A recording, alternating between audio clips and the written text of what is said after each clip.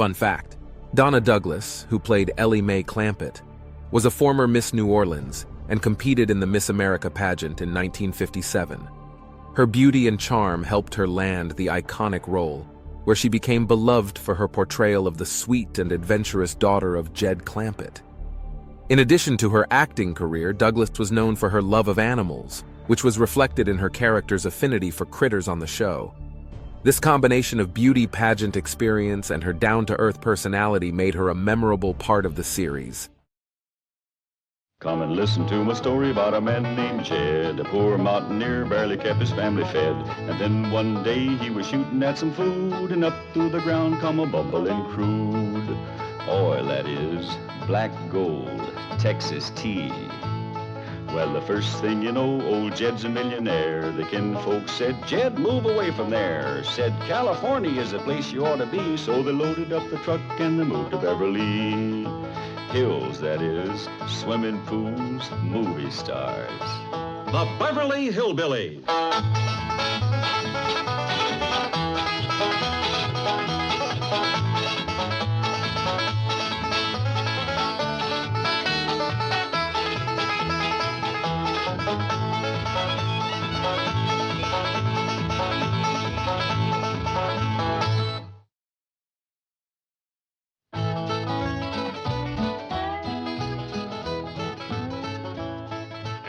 Granny, Ellie wouldn't milk her goat in the kitchen? She wouldn't, huh? You go look for yourself.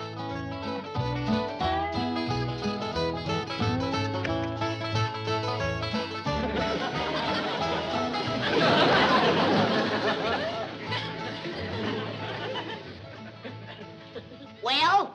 She ain't milking her goat. She ain't. Now, Granny, wait a minute. Hold on, Granny. She's done learned that hairy ape to do it. Get out of my kitchen, you dead blame varmints. This ain't no bar stool. No, not so hard. Get off, Skipper. I'll want the whole kit and caboodle of you. Granny, I don't think whomping's gonna do no good. I've been studying this problem a heap, and I think I got it figured out. I'm listening. Well, the only thing that's gonna get Ellie's mind off of critters is a nice-looking young fellow. I'm all for getting Ellie a fella. Maybe Mr. Drysdale can help. He's got some fine-looking young hands working down at his bank. Now you're talking. You get yourself a son-in-law that can keep his eyes on your money. I'll call Mr. Drysdale.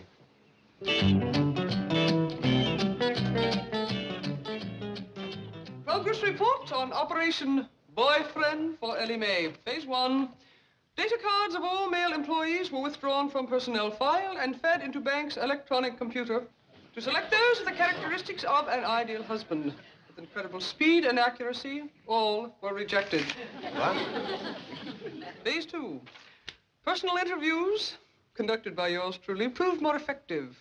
Intensive interrogation, careful screening, and intuitive judgment have produced... Never mind all that.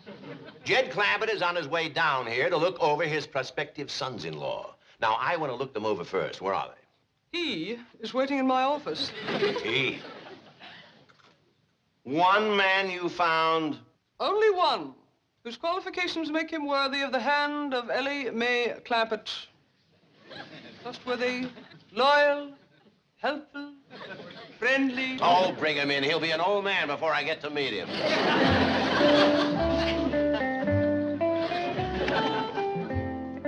Mr. Fred Penrod of the accounting department.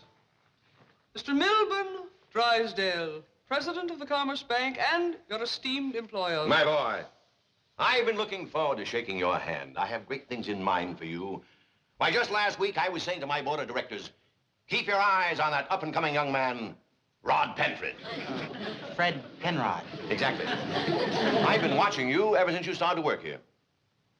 Well, I just started this morning, sir. Exactly. And already your work is so outstanding, I have you earmarked for promotion.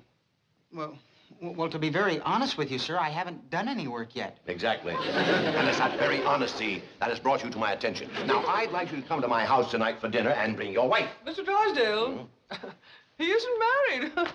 Not married? Too bad. Well, there goes your vice presidency, my boy. Vice presidency? Oh, yes, but I can only trust a married man with that kind of responsibility. Are you by any chance engaged? No, sir. You have a girlfriend? No, sir. I just moved out here from Kansas City. Oh, what a golden opportunity you're losing. Hey, Miss Hathaway? Right you are, Chief. We've got to get this young man married. He does need a wife. Somewhere there must be the right girl for him. Somewhere indeed. A girl that can take him from accounting to the vice presidency of this bank. Chief, I think I have the answer. Good girl. Goodbye. Wait, where are you going? Back to Kansas City. They may have some crazy little women there, but no crazy accountants. Oh, come back. Let's talk this over. I'm sorry, ma'am, but I am not going to marry you. Oh, no, no, no. We have someone else in mind. I mean, I'm sure we can find someone. Excuse me, Mr. Drysdale. Ah, Mr. Clampett, come in. I want you to meet a fine young man, Mr. Penn Fredrod. Fred Penrod. Oh, Mr. Clampett here is our biggest depositor. Oh, congratulations, sir. Well, it's no credit to me. My pa was a big man, too. He was taller than me. You know, in addition to being our biggest depositor, Mr. Clampett is also our richest. And he has one of the most beautiful daughters in all of Beverly Hills. Ah, yes, the fabulous Ellie Mae. Tell me, Mr. Clampett, is that ravishing daughter of yours married? Well, now, Mr. Drysdale, I just called you on the telephone. I told you I was looking for somebody to court Ellie Mae. You hear that, Fred Penn? Rod Penn. Penrod. Now, that name of yours is quite a mouthful. You mind if I just call you Rod? Fred. Oh, I'm Jed. I want you to meet my daughter. Oh, I'm sure that'll be Jake, eh, Fred? Oh, Ellie. I'm Jed. Rod. Fred. No, hold it, everybody. Let's start all over.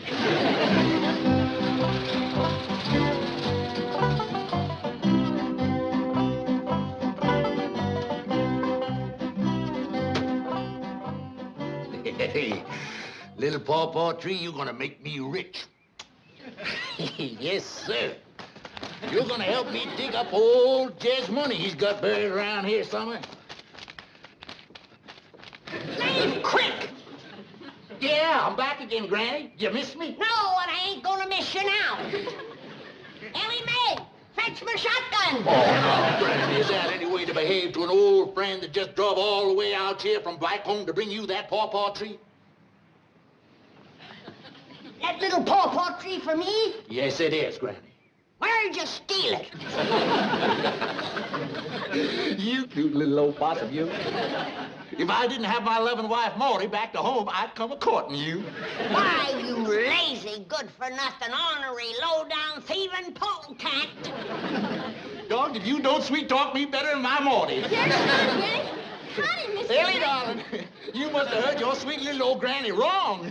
She said to fetch a shovel so old Leif could go and plant that there pawpaw tree he done brung here. Pawpaw? No wonder Granny's jumping for joy. You fetch that shovel now, honey, and you take this thing away, huh? Ah, you good-for-nothing old gully jumper.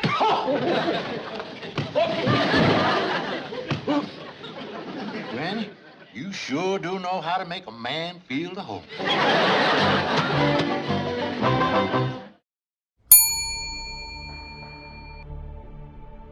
Question 1.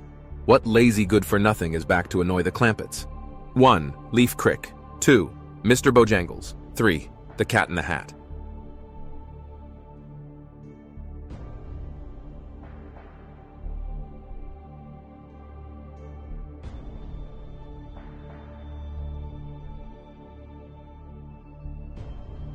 Question 1.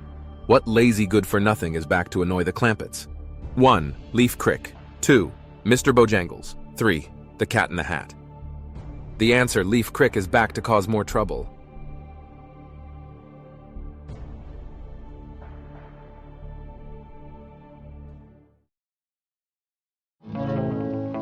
I sure do appreciate you giving me victuals, Granny. I wouldn't turn a dog away hungry. Soap them hands again. Well, I soaped them 3 times already. You're gonna take the hide clean off me. Nobody sits at my table unless they's clean. Now wash. Well, anything you say, Granny. I sure wouldn't want to get him so softened up you can't dig a big hole for that pawpaw tree I brung you. Don't worry about that. Gonna be mighty fine picking them big, sweet, fresh pawpaws right off in the tree like back home, huh? Huh, Granny, huh? You can't get any of them out here now, can you, huh? Let me your hands. Well, now, them's what I call puckered up clean. All right. Now, I'll set the riddles on the table whilst you wash your face. My face? What for? I don't eat with my face. You want riddles? Well, I do for a fact, Granny. I'm plumb starved after toting that pawpaw tree all the way out here from back home just so you can have them big, nice, juicy pawpaws. Then shut that big hole in your face and wash it. Anything you say, Granny.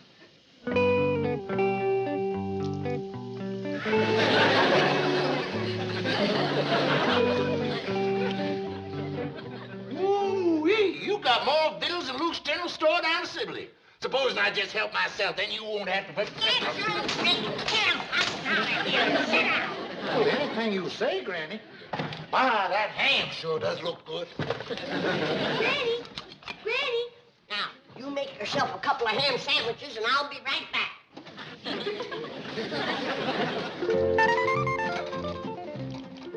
Whereabouts you want your pawpaw tree planted, Granny? Anywhere handy to the house where it gets a lot of sun. Well, how about where we filled in your root cellar? No. You're bound to hit oil. We don't want that messy stuff squirting out of the ground. Wherever you dig shallow. I hadn't figured on doing actual planting. Mr. Crick seemed right anxious to do that himself. No. If he digs, he's bound to strike oil.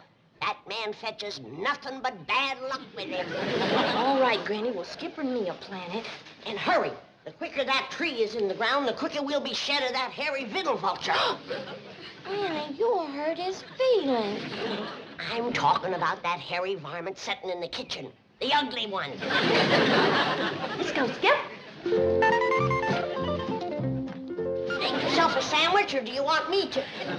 Did you eat all the ham they was? Only the one you give me. You got more. I got more room. You got more in you now than a smokehouse. Get out of here. Granny, I need my strength to dig a hole for that pawpaw tree I brung you. Ellie Mae is done planting the tree. Now get out of here. Ellie Mae shouldn't do hard work like that. That's for me to do. Now you climb into that puddle jumper of yours and take your worthless carcass back to the mud water that you come from, you big bullfrog. You sweet talk me like that, you're gonna make me homesick for Morty. I don't have to ask you who you're yelling at. I seen Leif's car out front. Where's Ellie? Out back, planting the pawpaw tree that Leif brung us. I'll go tell her to get purdied up. There's a fella coming to quarter. Leif Crick brung us a pawpaw tree? Yep. He's giving it to us free? Well, I wouldn't exactly say free. It's already cost me a ham, a pound of butter, and a loaf of bread. And my usually sweet disposition. Ellie, honey. Where are you, darling? Over here, Mr. Crick. This here's a dandy spot, Skipper. Plenty of sun. Wait a minute, Ellie. Now, hold on. Digging in the ground ain't no job for sweet, purty millionaires, daughter. You let old Leif do that, huh? Hello there, son. You run along. But Granny wants me to do it. Oh, now, Ellie, darling. You wouldn't want me to break my word of honor to Morty, would you? I done give her my promise, crossed my heart, that I'd plant this here tree. You did? I took a vow on it, and it's only fair. She went all the way out in the woods, dug it up, toted it 4 miles back to the cabin. Well? Well, now, you run along and help your granny. Well, now, will you look at this? Isn't this a nice spot? It's already been dug up. We won't ruin no grass. Yeah, but Pa wouldn't want you to dig there. Why not, sweetheart? Something buried here? Hmm? Yes, sir, and he wants it to stay buried. Yeah, out of there, Leif. Granny tells me you brung us a pawpaw tree. I did for a fact, Jed. All the way from back home, just because I knowed it would pleasure you. And sweet little Granny, too. Told him not to dig there because they was... Never mind, Ellie. Now, why don't you run on in the house and get yourself one of them there, what you call a bubble bath. Get all sweet and pretty smelling because there's a young city fella coming over to court you. He is? What's his name? His full name is Fred Penrod, but he answers to Fred, Rod, or Jake. Sure, he's got a slew of names, ain't he? He's got 3 names he don't even use, just the initials, CPA. Is that right? What's that, Pa? Jed, I couldn't help picking up a word here and there. Now, surely you ain't fixing to let no city fella come a-courting Ellie Mae. Not when I got a big, strong, handsome, hard-working, honest, likable, intelligent, unmarried son back home. Is that the one they call Weasel? Well, spends most of his time in jail? That's the boy. He's out again now, Jed. Turn over a new leaf, straighten up his line. No offense, Leif, but I kind of think Ellie can do better. Well, let me send for him, Jed. You can see for yourself how he's changed, Dub has. He's a regular city fella now, fit right here in Beverly Hills. I wouldn't waste no bus fare bringing Dub out here if I was you. Well, I won't have to, Jed. I'll get Morty to put him in the shoes. He can walk out. Just forget it, Leif. Now, if you'll excuse me, Ellie's beau will be here directly. I want to see he gets greeted proper. Well, I'm telling you right now, he won't be the boy my Dub is. Well, thank you, Leif. That cheers me up considerable.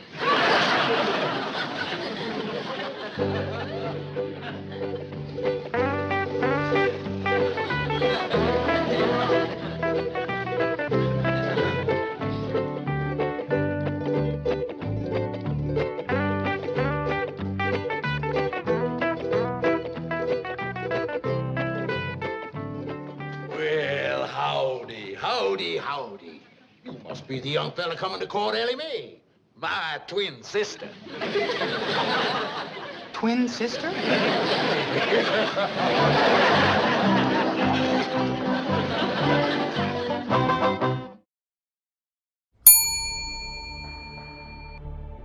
Question 2. What is Leif Crick's real motive? 1. Cook dinner. 2. To get Jed's money. 3. Dance all night.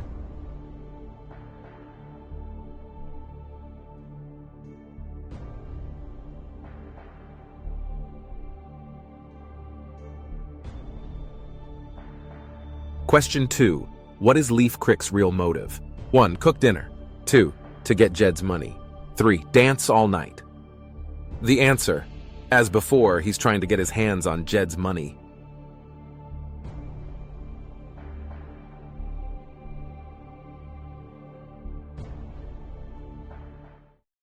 Got time for young Fred Penrod to be getting here. What'd you say his name was? Oh, just call him Fred or Rod. Ellie Mae, get a move on. Say, you and Ellie's beau ought to hit it off real good. Both of you having such a fine education and both of you being partial to ciphering. Is he as good as me? Well, according to the way Mr. Drysdale tells it, he makes his living by ciphering. He's what you call a accountant. Ellie! We's coming, Jed.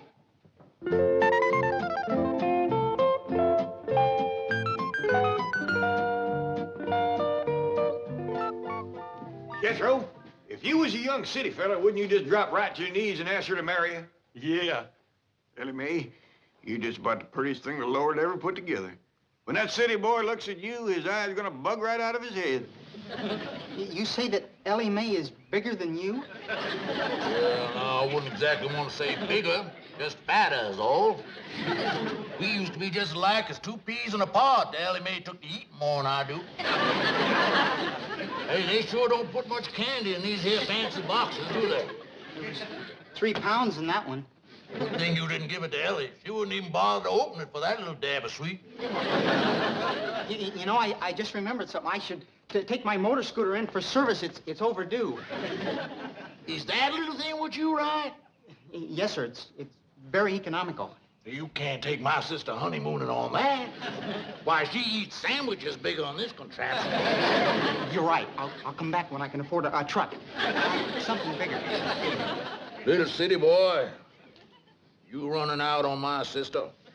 Oh, no, sir. Because if you are, you better never show your face around here again. I won't. I promise. And you pass that word around down there to the bank. Ain't gonna be no trifling with Ellie Mae Clampett. Next young fella comes up here, Corton's gonna marry her. Yes, sir. All 300 pounds of her. Yes, sir. Now you get out of here. Yes, sir. It must be your beau. Come on, Ellie. And don't you come back, boy. You have my word. Howdy there, young feller. Here's my daughter, Ellie Mae. Hi, Fred. Hi. So long.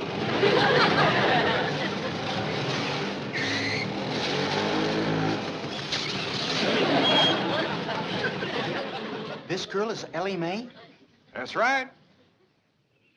Boy, I've heard of crash diets, but this is fantastic. She's Ellie's scrawny little feller. I'd like you to meet Ellie's granny and her cousin Jethro. Folks, this is Mr. CPA Fred Rod. No, Penrod. CPA stands for Certified Public Accountant. Oh, we couldn't remember all them names. Just call me Fred. Pleased to meet you, Freddie. Glad to meet you, Granny. Howdy, Fred. Hi. That there your scooter? Yes, it is. Can I ride it? Sure. Thank you. Help yourself.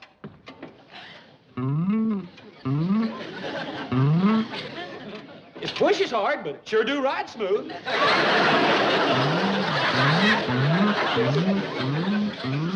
Come on in, young fella. Hello?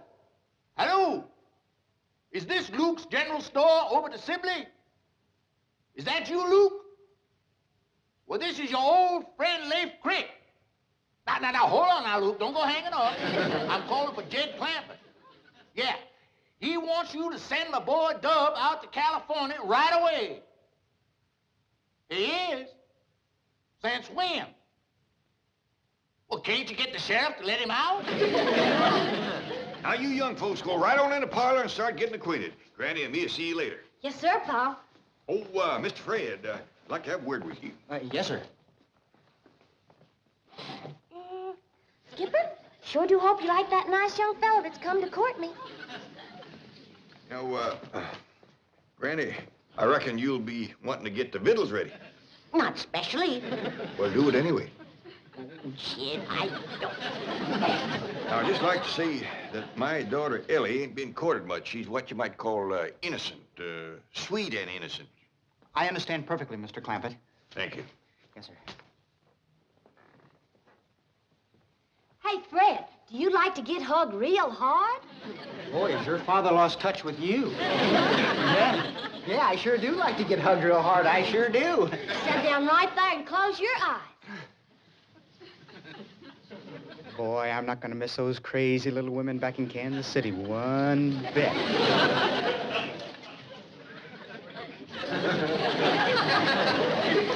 This is a good way to get acquainted. Yeah. You know something, Ellie? You've got to start using a milder detergent. Oh, no, Luke, you got to do it for me. I mean, for Jed. Yeah, you got to do it for yourself, too. But my boy's Dub's married to Jed's girl, Ellie. You're going to get that money I owe you. And it's going to save me a heap of digging, too. Now, you tell the sheriff Jed Clampett's going to pay for everything. Sure. All you got to do is get Dub out of jail, clean him up, put shoes on him, and send him out here to marry Ellie Mae.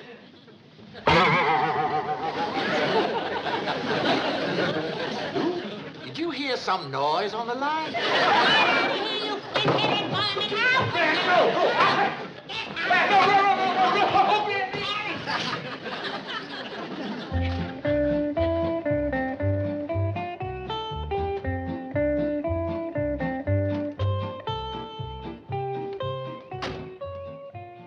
Leif Crick must be here. He's Mr. Clampett's nearest and dearest friend. I know. I tried to hire him as a night watchman at the bank, but the poor fella just couldn't fit it into his busy schedule. Human dynamo, that man. Fantastic. He never stops working.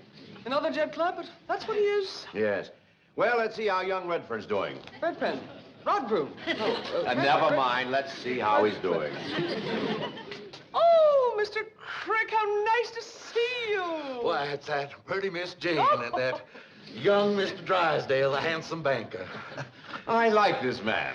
What are you doing? Oh, I'm looking for a place to dig a hole to plant a little old pawpaw tree for my nearest and dearest friends, the Clampetts. Always working, this man. Fantastic. Can't you stop just for a while? Oh, no, ma'am. I must keep ahead of Granny. Working, that is. I couldn't let no woman outwork me. I'll be seeing you. What a man. Salt of the earth. Fabulous. Well, Miss Jane, Mr. Drysdale, come in, come in. Thank you. Well, how did Ellie like my accountant, young Fernpot? Fred. Rod. I declare that boy's got names he ain't even used. I hope if he marries up with Ellie Mae, he'll pick out 3 or 4 of his favorites and leave the rest go. Apparently the young accountant has taught Ellie to play the piano. That's a duet. By George, that young Fernpran is talented.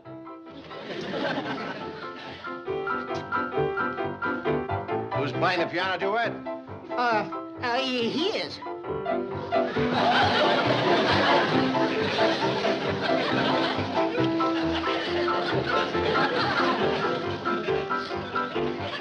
Granny, them was the best company victuals you ever cooked. Absolutely wonderful. What were those delicious little meatballs? I'll give you the receipt when you get married, Miss Jane.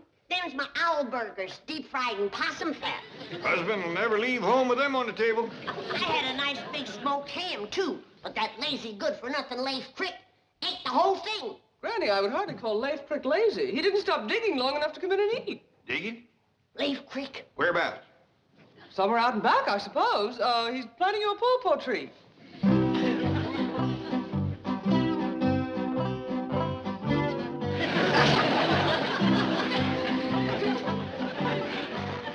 Leif?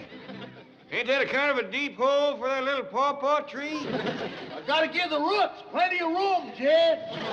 Don't dig no deeper. You'll hit oil. Well, I done hit it 4 times already, Granny, but I plugged the holes good and tight.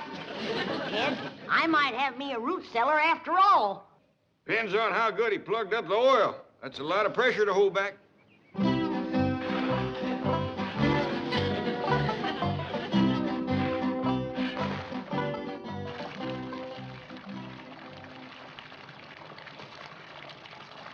I think he plugged it up too good. Looky yonder. Oil! It's oil! It's a regular curse!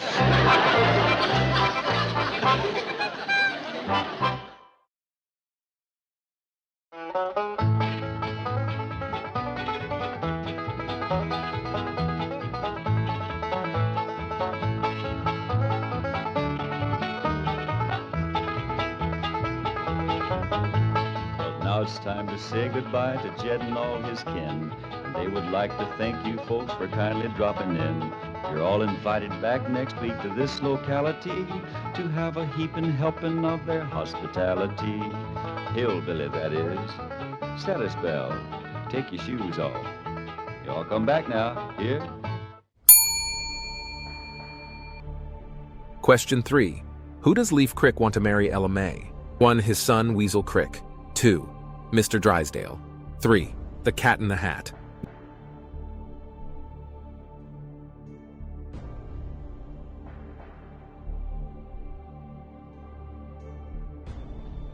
Question 3.